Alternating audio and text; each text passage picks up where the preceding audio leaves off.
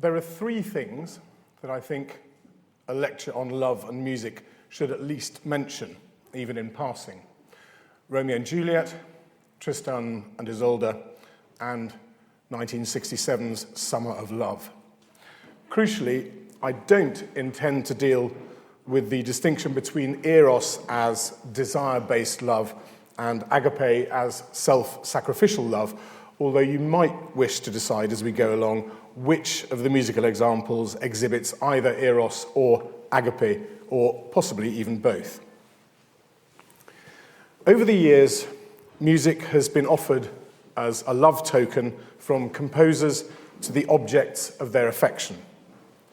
The Austro-Bohemian composer Gustav Mahler, for instance, wrote the Adagietto of his Fifth Symphony for Alma Schindler, whom he was soon to marry. They met in November 1901. Mahler was 41, Alma was 22. Less than 4 months later, they were married, and Alma was already pregnant. Mahler's celebrated Adagietto is a love song without words and was written about and for Alma. As you can see, here's Mahler addressing Alma. My ray of sun, I cannot tell you with words how I love you. I can only declare my longing, my love, and my bliss. The other four movements of Mahler's Fifth Symphony are for large orchestra, but the Adagietto is for the much more intimate orchestration of just strings and harp.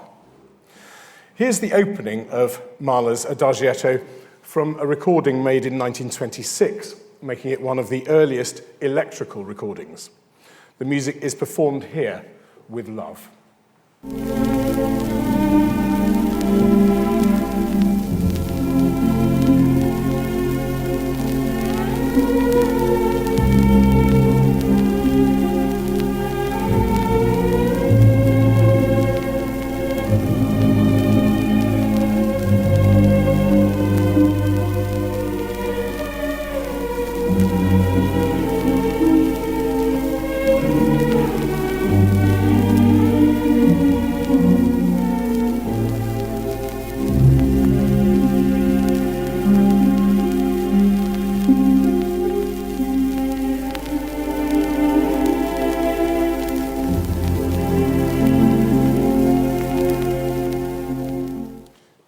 Dutch conductor Willem Mengelberg conducting Mahler's Adagietto on 78 RPM discs in 1926 with the Concertgebouw Orchestra.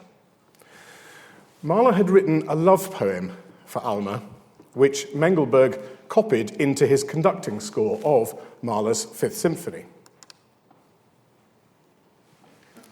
Wie ich dich liebe, how I love you. And these German words, written by Mahler, fit the tune of the Adagietto.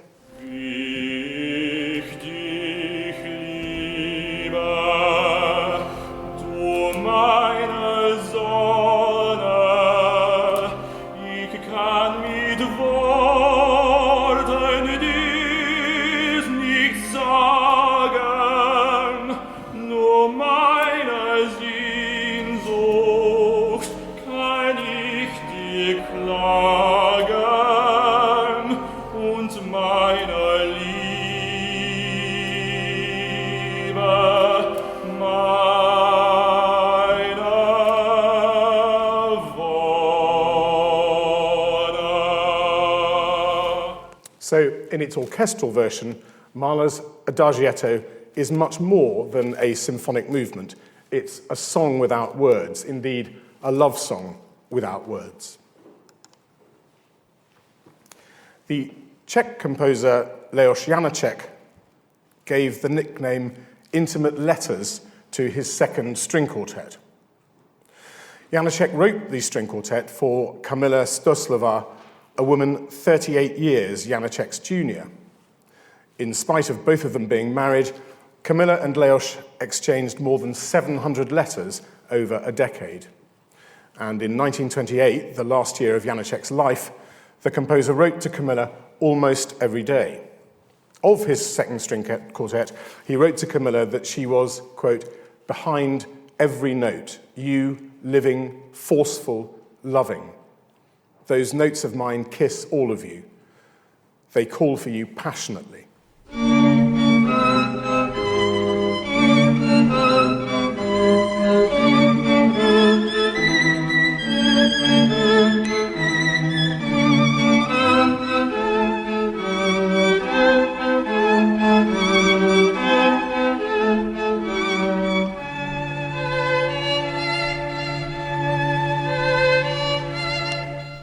Within a year, Janacek died, with Camilla at his side. At the other end of love's timeline, Benjamin Britten wrote the 7 sonnets of Michelangelo near the beginning of his relationship with the singer Peter Pears. It was the first music that Ben wrote specifically for Peter to sing, and each of the 7 songs deals with an aspect of love. Here's the end of the 7th and final song of the cycle, Michelangelo's Sonnet 24, as set by Benjamin Britten. Qual uso, qual governo al mondo niega, qual crudeltà per tempo, qual più togni,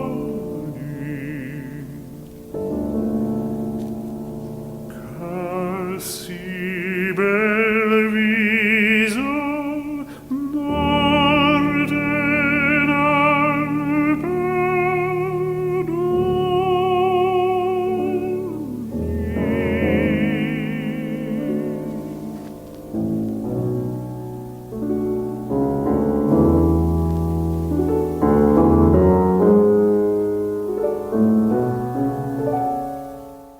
Tenor Peter Pears and pianist the composer Benjamin Britten.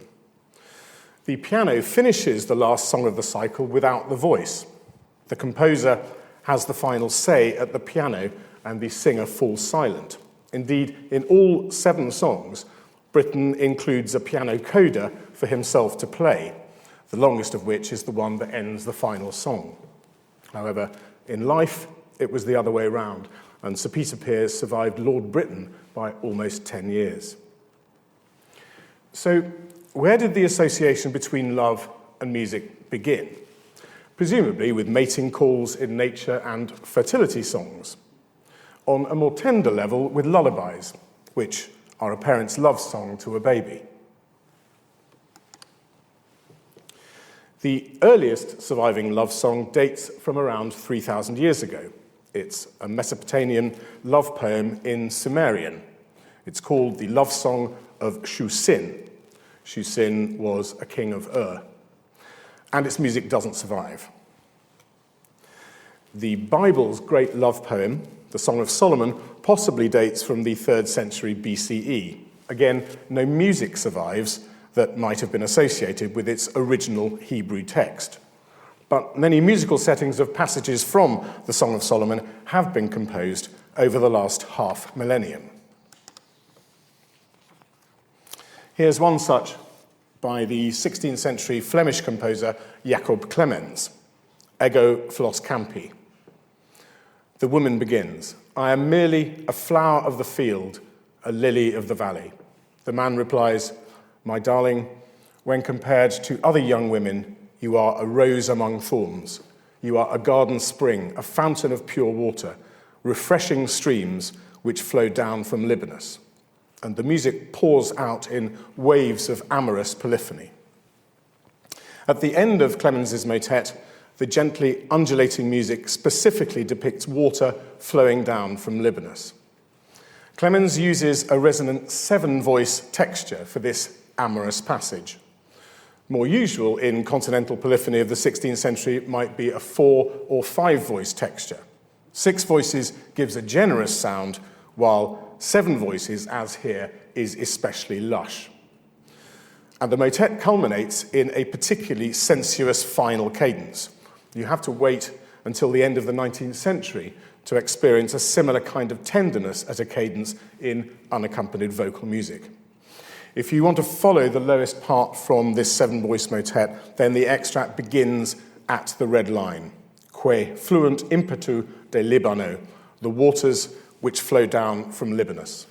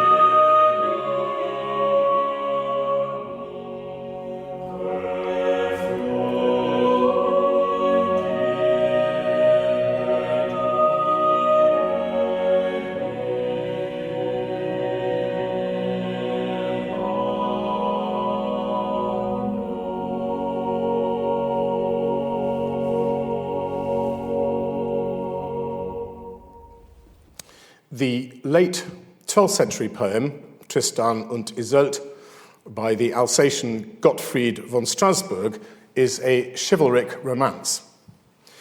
It became the basis of Richard Wagner's 1850s music drama, Tristan und Isolde. The opening musical phrase of Wagner's Tristan und Isolde has become a staple element in the discussion of 19th century European music. The first chord of the prelude is known as the Tristan chord. The opening three notes form the grief motif, and the next chord, the Tristan chord, begins the longing motif.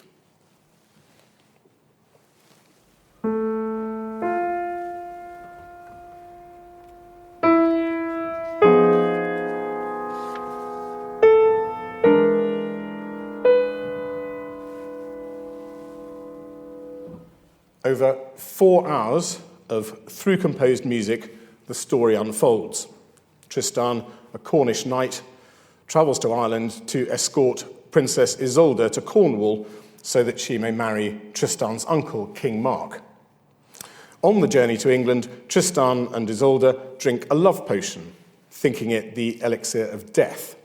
Both wanted to end their lives. Tristan because he had killed Isolde's previous fiancé and wished to atone.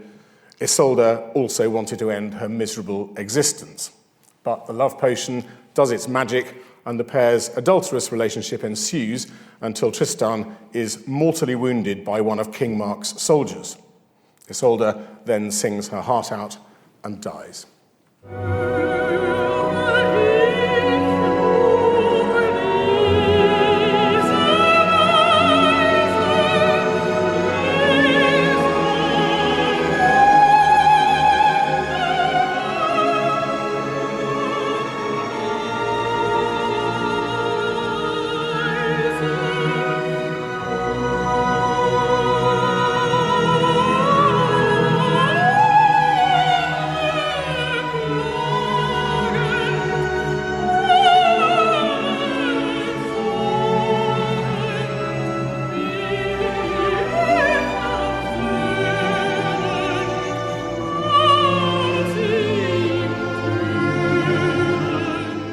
That passage is often referred to as the Liebestod, love-death. It was named Liebestod by the Hungarian composer-pianist Franz Liszt, who later became Wagner's father-in-law. But this climax was referred to by Wagner himself as Verklärung, transfiguration. The composer Gerard McBurney describes the final scene of Wagner's Tristan und Isolde as an extraordinarily synesthetic experience. Tristan's blood flows from his body, and the smell of the blood becomes floral to Isolde. Isolde feels flowers embracing her body, and the flowers become melody. Smell, hearing, sight, and touch combine so that one can physically taste Wagner's Gesamtkunstwerk, total artwork. On a smaller scale, Wagner wrote the Siegfried Idyll as a birthday present to Cosima, his second wife, upon the birth of their son Siegfried. The Siegfried Idyll is a symphonic poem for chamber orchestra. It was originally scored for chamber orchestra because the 13 players had to fit onto the stairs of the Wagner's villa in Lucerne. Cosima woke up to a surprise live performance of the Siegfried Idyll given just outside her bedroom on Christmas Day of 1870. Here it is in its revised version for full orchestra.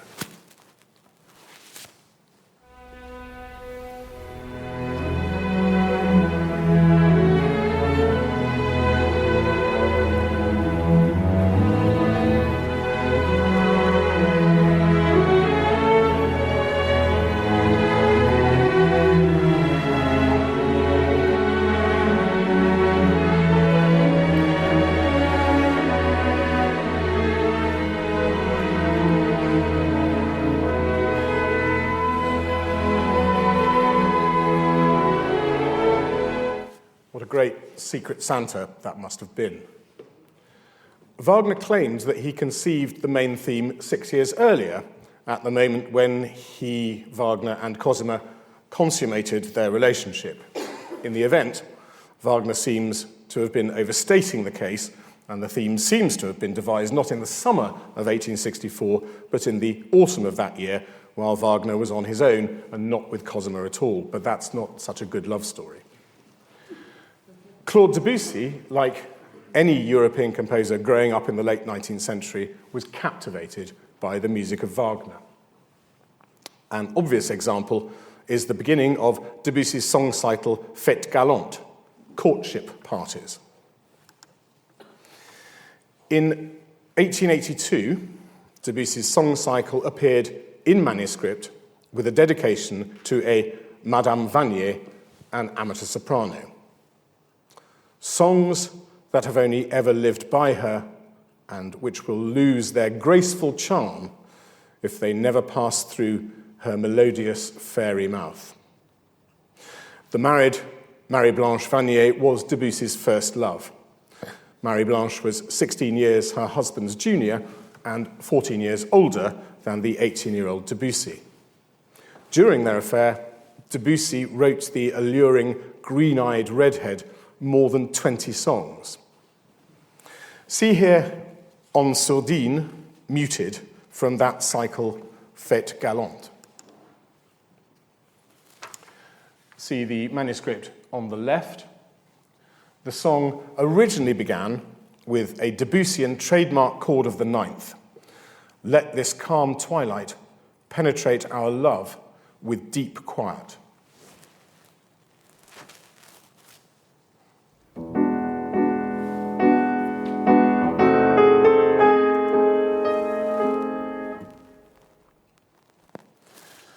Debussy wrote, "To Madame Vanier, these songs, conceived by your memory, can only belong to you as their composer belongs to you." By its second version in 1891, see on the right, En Sourdine opened the cycle, but the dedication had been changed to Miss Catherine Stevens, with whom Debussy was by then in love. I know that's not what it says, stay with me. The music had totally changed, so at least the love token wasn't just straight re-gifted. In the rewrite, the opening chord for Catherine Stevens had become Wagner's Tristan chord, transposed up an octave. To refresh your memory, here's the opening of Wagner's Tristan.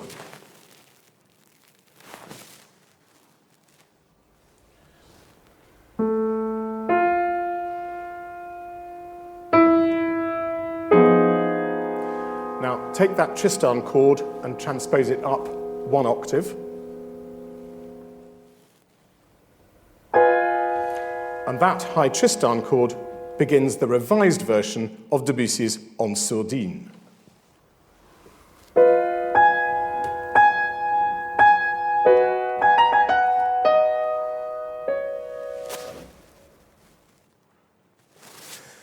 When the song was published, 21 years after it had been written for the lovely Marie-Blanche, it had been dedicated for a third time to the wife of Robert Godet, as you can see.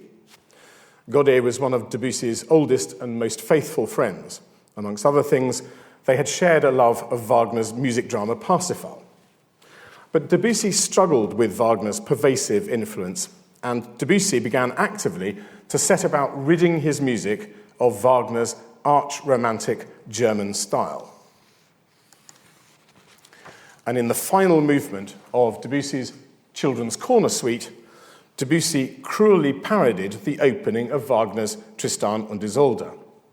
Debussy mockingly asks the pianist to play with great emotion and then proceeds to parody Wagner's music. Debussy jazzes up the Tristan chord itself and follows it with a musical cackle of derisive laughter. The gesture is then repeated, just in case the object of Debussy's spite has not been properly appreciated.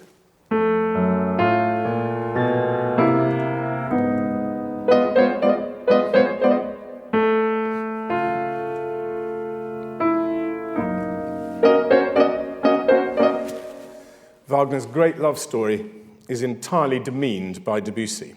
It's served up as piano music fit to be performed by a child and dedicated to Debussy's 3-year-old daughter. Debussy's complicated response to Wagner's music was perhaps the very definition of a love-hate relationship.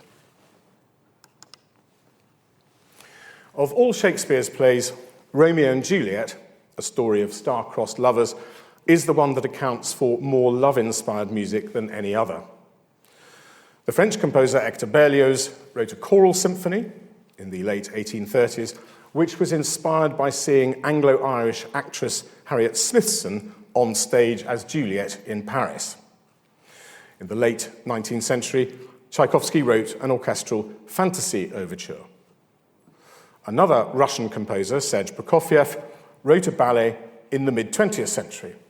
And in Leonard Bernstein's spin-off West Side Story, set in mid-1950s New York, the heartstrings of the listener are tugged every which way. So here's a Romeo and Juliet musical summary in 1 minute.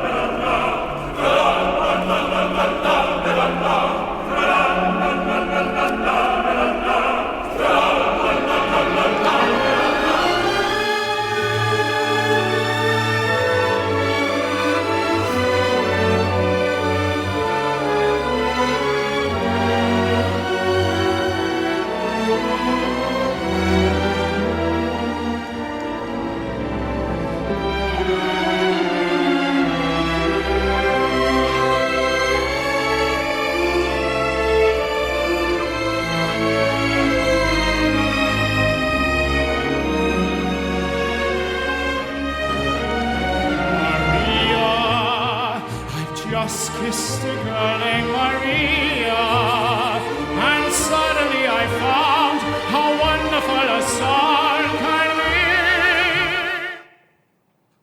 And there are many, many more. The symbolist play, Pelléas Mélisande, also ends with the death of both of the lovers. Written in the early 1890s by the Belgian author Maurice Maeterlinck, Pelléas Mélisande became the basis for a number of musical settings composed over the next decade and a half. First was Gabriel Fauré's incidental music for an 1898 English-language production of the play in London. In fact, Claude Debussy had been approached for the London project before Fauré, but turned the commission down on the grounds that he was already busy adapting the play into an opera. Indeed, Debussy's opera was premiered in Paris in early 1902. And around that time, the Austrian composer Arnold Schoenberg began work on a symphonic poem.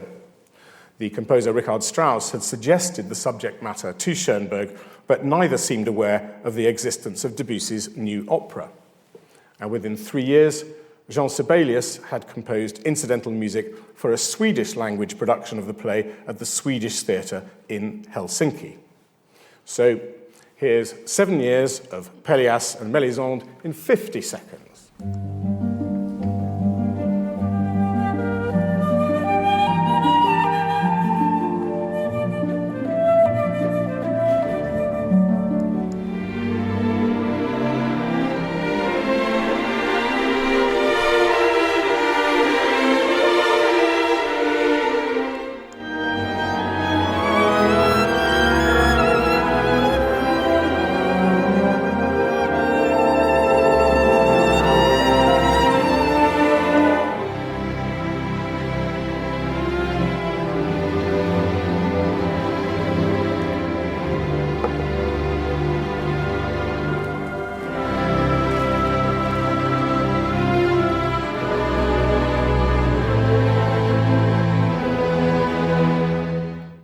The list of film scores concerned with depicting love is a long one. In 1970, Love Story, the Hollywood classic, was shunned by leading actors Jeff and Beau Bridges, Michael Douglas, Jon Voight, and Michael York. Ryan O'Neal eventually played opposite Ali MacGraw, and the film's main musical theme, by the late Francis Lay, won the French composer a well-earned Oscar.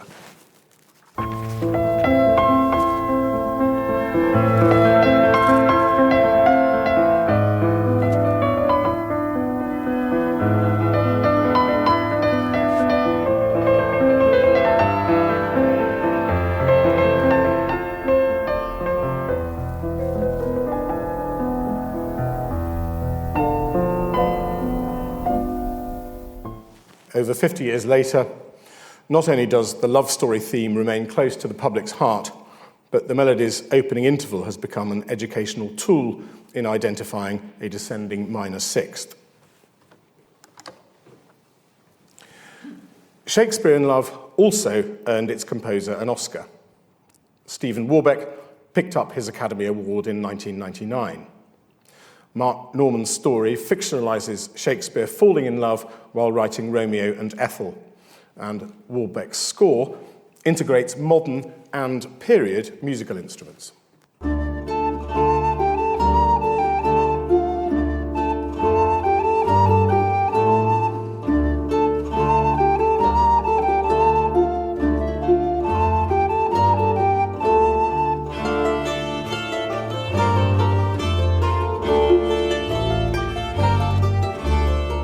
The music for Shakespeare in Love is a far cry from the ostentatiously star-studded montage of songs that comprises the score of Love Actually. Much of the narrative is played out to the accompaniment of hits by the Beach Boys, Mariah Carey, Otis Redding, Eva Cassidy, Joni Mitchell, Norah Jones, Phil Collins, and others. But those songs are woven together by a beguilingly memorable original score composed by Craig Armstrong for this 2003 modern classic.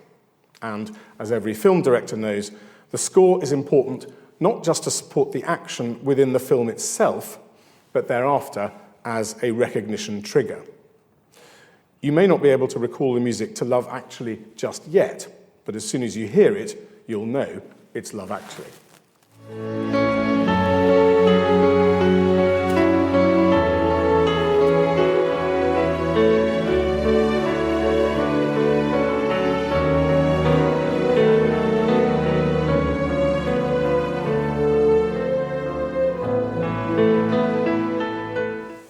As I discussed in the first lecture in this series, Nostalgia and Music, the older among us are gifted with an involuntary reminiscence bump. The reminiscence bump is the tendency for people over 40 to have increased and enhanced recollection of events that occurred during adolescence and early adulthood. The sweet spot is at 13 years old for girls and 14 years old for boys. Occurring right at my own reminiscence bump in 1975 is 10cc's I'm Not in Love.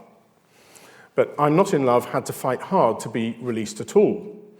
The song was originally written as a guitar-based bossa nova composed mostly by Eric Stewart with some input from Graham Gouldman.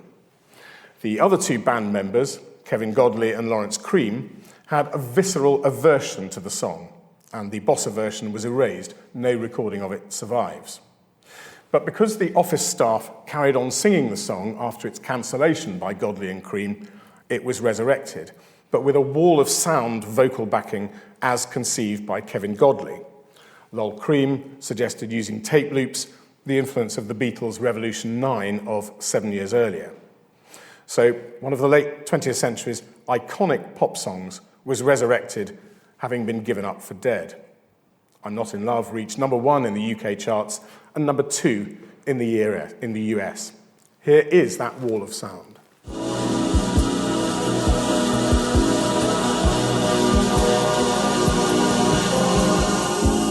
not in love, so don't forget it. It's just a silly phase I'm going through. And just because I call you up, don't get me wrong, don't think you got it made. I'm not in love, no, no.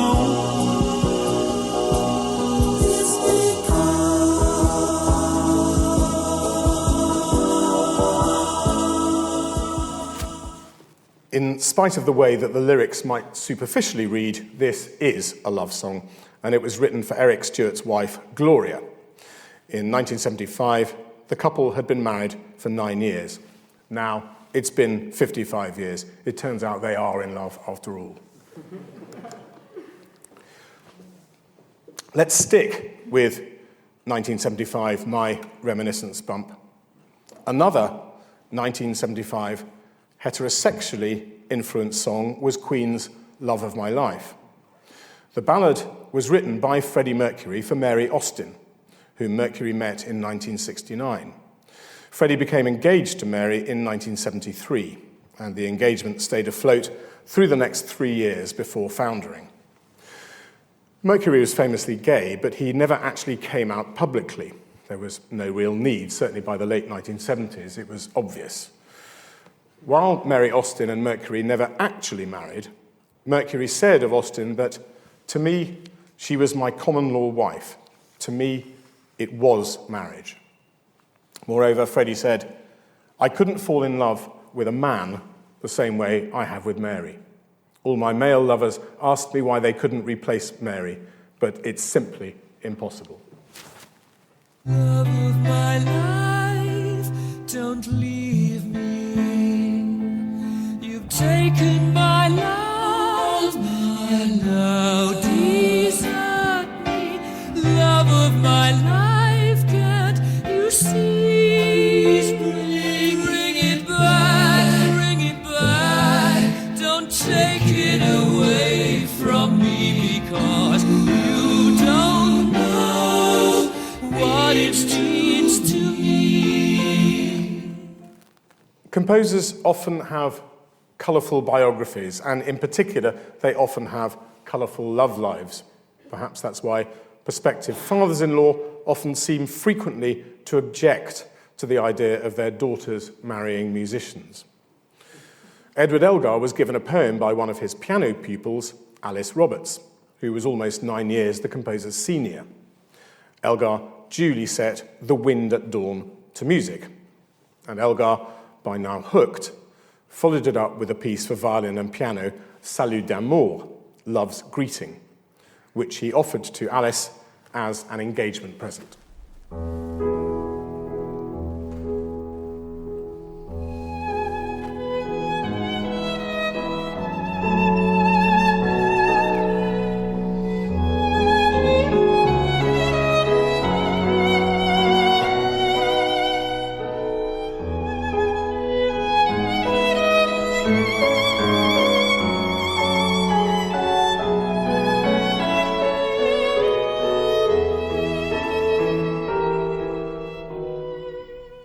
Alice may have bagged Elgar, but she was immediately disinherited by her family.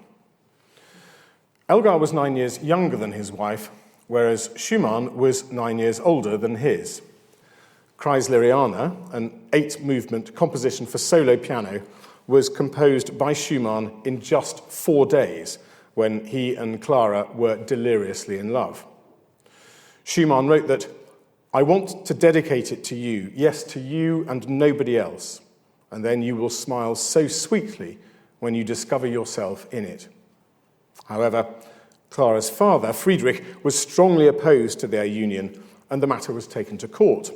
In the event, Robert and Clara won the case and were married the day before Clara's 21st birthday on the 12th of September, 1840. Dedications come and go, as we know from Debussy, and Schumann's Kreisleriana was ultimately dedicated to the Polish composer and virtuoso pianist Frédéric Chopin, who seems not to have rated it. Actually, it was worse than that.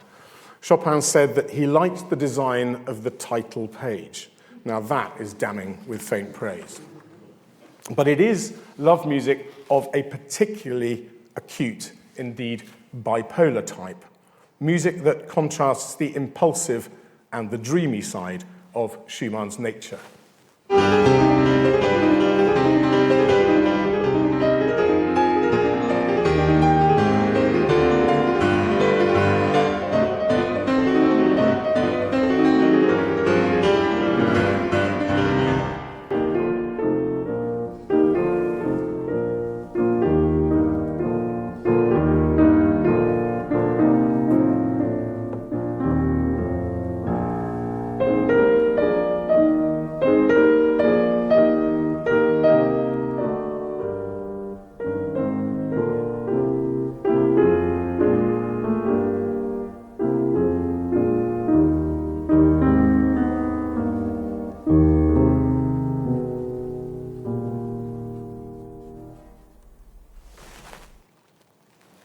The end of the seventh movement of Schumann's Kreisleriana, written for his wife Clara.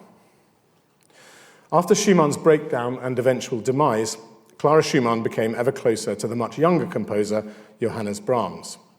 But however much they were in love with each other, they never consummated their relationship, far less contemplated marriage. Brahms wrote his 6 piano pieces of 1893 for Clara, the second of which is the achingly beautiful Intermezzo in A.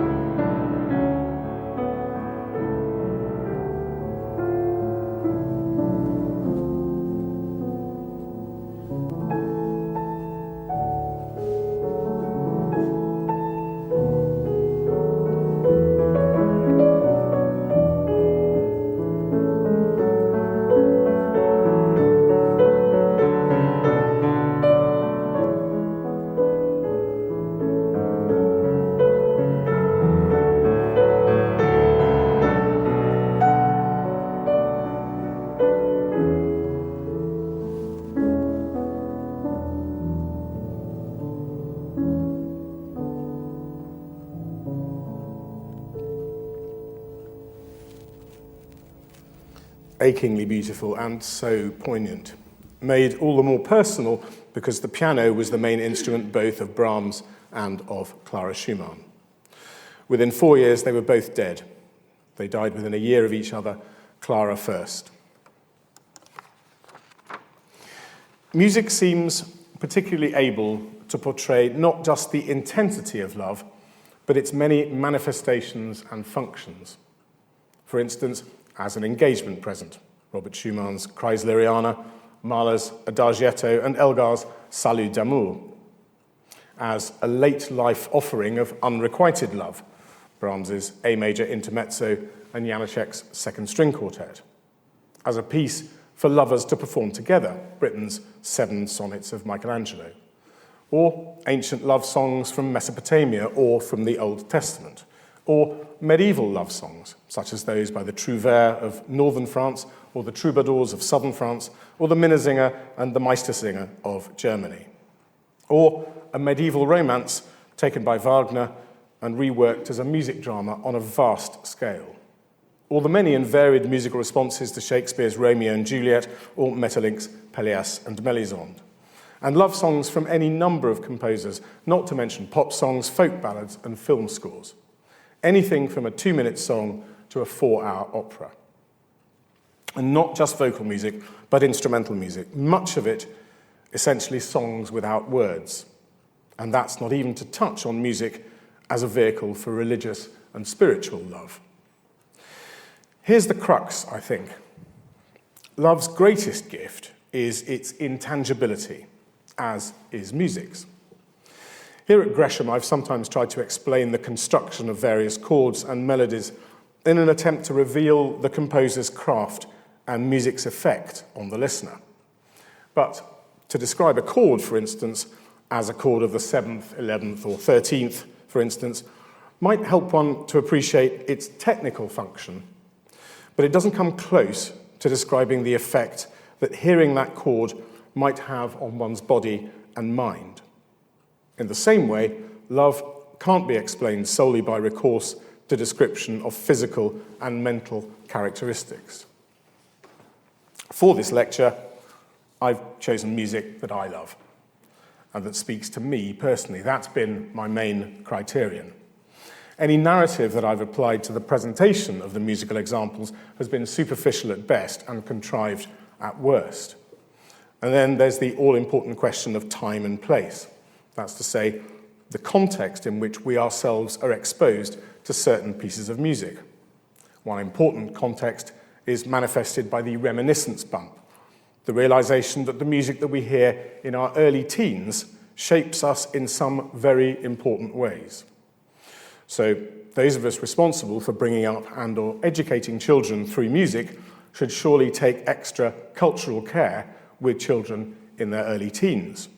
The music that they hear then might have more of an effect on their adult development than we might like to admit.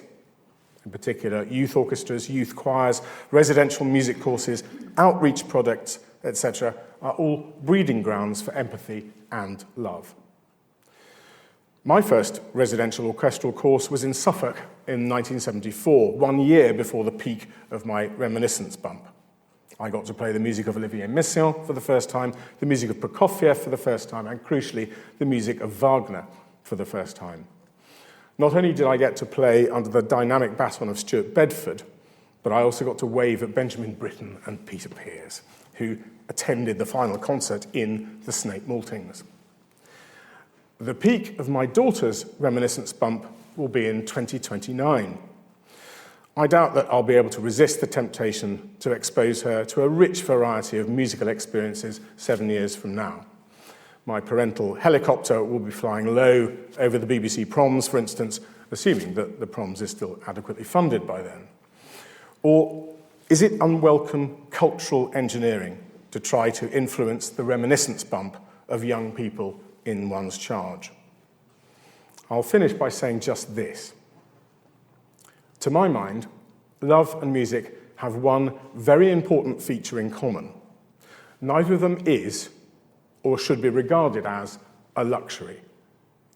Love and music are fundamental to our well-being, and the combination of the two is nothing less than life-affirming. Thank you. Given that love has been such a common subject for compositions already for hundreds of years, do you think that love songs can be overdone, or that audiences, composers may one day lose interest in listening to or writing love songs? Could you say the end bit again? Do you think that love songs can be overdone, or that audiences, composers may one day lose interest in listening to writing love songs? Yeah, they can. I mean, to be honest, I mean, as I've said, I chose those pieces and tried to weave them together because they're all pieces that are very important to me. I mean, there are millions of others I could have chosen. But I fully understand that actually some of those examples would seem to be overblown by other listeners, other people. I don't think everybody has exactly the same response, and that's the point because of our sort of our cultural upbringing and this reminiscence bump thing. We all have a different approach to it. But I think in the principle of a love song as a genre can't possibly go out of date. I mean, love's going to be around, and so is music. So it can't possibly go out of date. But yeah, of course, they're very, very overdone. I mean, I'm going to be outspoken. I think probably the favourite extract that I've played here is the Schoenberg Pelléas Mélisande, which many people regard as just totally over the top. It's ridiculous, sort of German expressionism of the early 20th century, which I particularly love. But other people, I think, would find sort of dripping with, well, almost insincerity, but certainly overblown. So I think we do all have a different response. And that's what I've been trying to get at. And in the end, I haven't been able to get at anything technical that actually you can say that makes for a good love song. Not particularly, because people's response are different. But I think sort of at an emotional level, the idea of a love song is, we all understand what it is, but we all have our different examples of it, I think. But it's never going to go out of fashion, the concept of the love song. But practically everything I've played today, probably some of it has already gone out of fashion, and the rest of it will very shortly, if it hasn't already. Okay. One more. A friend who played in a dance band in the 70s, this is a question about the reminiscence bump. A friend who played in a dance band in the 70s said that they gauged the average age of the audience and played music from when they were in their late teens. Does this fit in with the reminiscence bump? That they were playing music to people in their late teens, yeah. Well, it almost does, but it seems, I mean, you're still part of the reminiscence bump in your late teens. As I say, for girls, it's the peak is 13, and for boys, it's 14. So if you're playing to late teenagers, it's still going to go in a way that it's much more readily than it is 10 years after that. So yeah, it's a good thing to play to teenagers. But I say the thing that worries me, now that I've been made aware of it for the last few years, I'm thinking about the effect that it had on me. And at that lecture in September, when I could not believe when I looked at the proms programme for 1975, there it all was, all my favourite music. And I had no idea until I looked back at the programmes, which blissfully are all online, that actually I'd been exposed to that music absolutely at the height of my reminiscence bump. And I was myself, as I've said very gratefully, I was completely controlled by the BBC proms in 1975. So it does seem to be a good thing. Well, if you believe you're doing a good thing, then yes, you should address the teenagers in your audience. It's going to have an effect on them. But it's also a huge, this is what I'm realising now, it's a huge responsibility. If you do have young people in front of you, as I do from time to time, as I say, and with a little girl, bring up a little girl, it's the responsibility that you have, I think is extraordinary. Surely we must take. I don't know exactly what you can do about it, and we all, I'm sure, have different ideas about the sort of music that girls and boys in their early teenage years should listen to. I mean, well, I've made it perfectly clear. This, really, everything I've played, that's what I think's good. Some of it in my own reminiscence bump as well. So yeah, addressing teenagers is as always has. We've always known that it's important. Of course, that's school education, isn't it? But this reminiscence bump thing for me is just, as I say, particularly with my daughter, who will hit it in sort of 9 years' time. I'm already getting set for exactly that year of culture. Poor thing. Okay, thank you. So just to give like a little bit of context into like my question. So on my 17th birthday, which was like last Friday, my girlfriend got me a gift. It wasn't a beautiful composition, unfortunately, but it was a book by Friedrich Nietzsche, and Nietzsche was really inspired by Wagner. So like something that really got to me was like towards the end of your lecture, where you're talking about like contextual information into music. So the thing with Wagner was he basically said, my music can't be understood now, my music's for the future, and Nietzsche was kind of inspired by this. So do you think there's certain music which provoke certain emotions which kind of transcend that idea of time that can only be understood in the future? Because like music I've listened to in like my childhood, I never understood the lyrics until like now. So it is interesting. So the basic tenor of what you're saying is does some music have to bed down? Does some music, is that what you're saying? Does some music have to wait for it to be appreciated?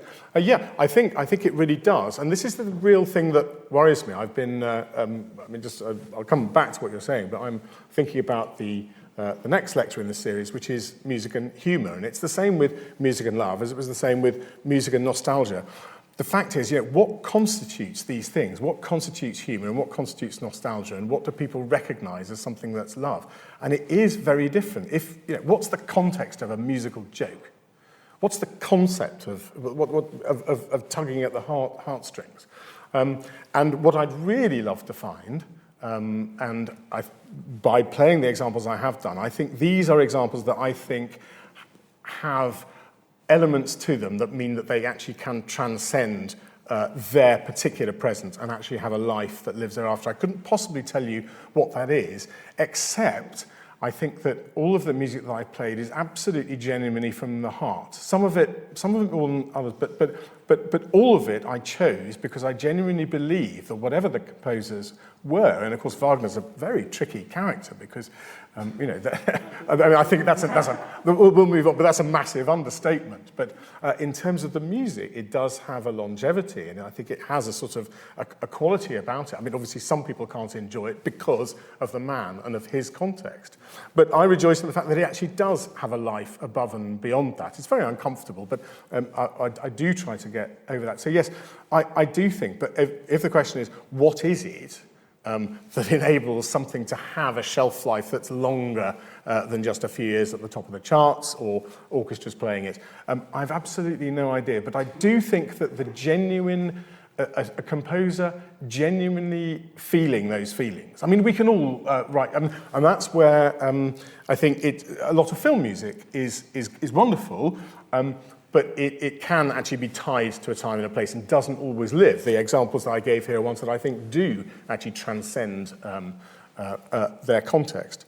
So yeah, I mean, because I deal primarily in classical music, I suppose my life is bent on performing music that I'm keeping alive. Exactly that. And I choose, I think, fairly carefully, the music that I perform, because there's so much of it, obviously the music I perform is music that for whatever reason I think has, it's passed the test of time, and I feel that I can interpret it in 2022, even though it's written, let's say, in 1550, like the Clemens Motet. So yeah, I think some pieces have a longer shelf life, and those are the pieces that I try to identify here. As to what makes it, I don't know.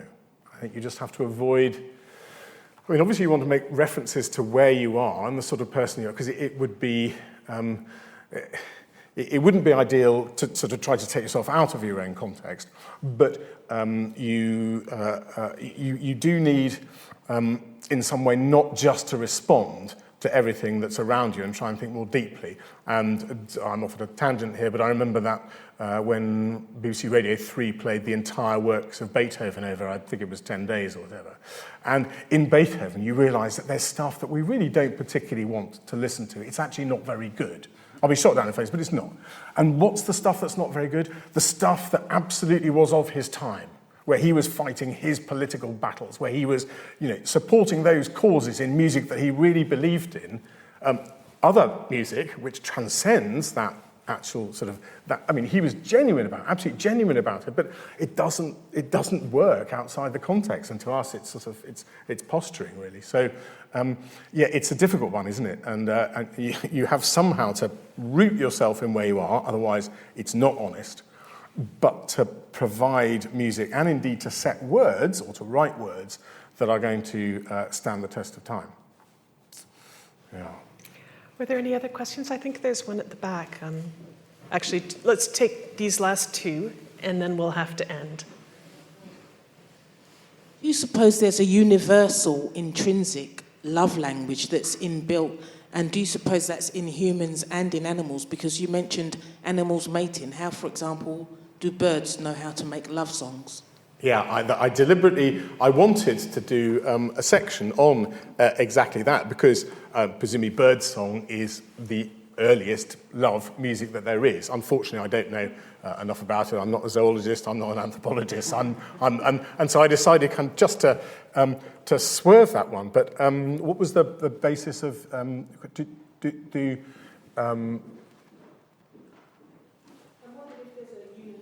intrinsic love language? For example, some of the music I noticed was quite dissonant. I could hear some sort of tritones, and some of it was quite lush. So, I wouldn't expect the dissonant music to be love-songy, and some of it was quite twee, which was a bit over the top. But is there something that would universally speak as a love song? Well, I think you've put your mind on it. You've basically described me. You've described the music that I've just played, the music that I like. And yeah, I am, from time to time, a little bit twee, a little bit little bit dissonant, but, I try to tread a sort of path somewhere through the middle. But I think, and that's what I've been trying to get at, actually, in this. And every time I tried to do so, all I realised was that I was actually just trying to describe me and what I like. I like that chord, and it turns out I first heard it or first played it when I was 14. Oh, there's the reminiscence bump again. So I don't think I think there are things that certain of us that sort of maybe have the same cultural heritage can agree on, but a lot of us absolutely can't. I couldn't get to the bottom of that, and I suspect what that means is maybe humans are more diverse in their emotions than, for instance, a bird. I mean, I think that's probably reasonable to say. So birdsong is remarkably, isn't it, remarkably similar. All these birds of a particular species, they do the same thing. And we do a kind of same thing, maybe physically more than musically, but no, I don't think there is. So what I found was that actually all the things that I like are kind of various manifestations, in its very messed up way, of my character. In the same way, I think it's found that if you ask, for instance, a priest, a Christian priest, to describe Jesus, they describe themselves. And when I talk about music that I love, I'm talking about the bits of myself that I'm prepared to share with you. Those are the bits that I love because they're manifestations of my character. And some, yes, and doubtless, some of the pieces that I've chosen there you would absolutely not relate to in any way. Particularly, you obviously seem to lean towards a love ballad being gently consonant and that kind of thing. I don't know, I like mixing it up a bit. Gosh. Should we move on? And then the final question, the Sorts of gentleman stuff will come out. Yeah, at the back there. Yeah. I apologize if this is like an unknowable thing, but do you know, or has there been any research, or even do you think that the music that is listened to by girls at 13 or boys at 14, the nature of the relationships, like the technicalities of the relationships in the songs, will influence the nature of their future relationships when they're, in their 20s or 30s? I haven't been aware of any particular research leading towards that, but even without, I don't need to think about it very much to say, yes, absolutely and completely. But then, again, I fundamentally believe that music has all sorts of power that exerts upon our sort of mental, physical well-being, but also you can use music for all sorts of ways. You can use it to sort of, take yourself up, take yourself down. And yeah, I mean, teenagers are very good at that, aren't they, in particular? Teenagers are very good about, deciding if it's going to be an up day or a down day or I want to do that, And it can't help. I mean, I think actually teenagers know, in many ways, I think they know exactly what they're doing and they will probably choose their own path through it. But yeah, I have absolutely no doubt that music is a genuine, fundamental thing. Some people are more drawn to it than others. I live my life absolutely for it and because of it. Other people not so much. But yeah, I do think when I look at it now, my response to music as an early teenager was delirious. I mean, nothing short of delirious. I couldn't get enough of it, of all different types. And yes, of course that's maybe the kind of slightly hyper-manic person that I am, I think, because I've responded to all those different things that went into the melting pot. So yeah, I think it is is important. But I mean, this subject is a relatively new one to me, and I think in general. But it's so much more easy to research these things now because we have, for instance, access to things like the data from Spotify. So it's very easy to see what we all choose. That's where this material has come from. Stuff that would have taken years, decades. Now somebody sat in front of a computer over a few hours can assemble this data and go, oh, hang on. Oh, that makes sense. So this is a relatively new subject, but I'm sure it's got legs, absolutely. Professor Summerlee, thank you very much for your lecture this evening. Just before we thank him, you mentioned your next lecture on humour and music. And it's going to be funny. It's going to be very funny. That one, come and join us for a laugh on Thursday, the 31st of March at 6 p.m. Thank you all for attending, and let's thank Professor Summerlee again.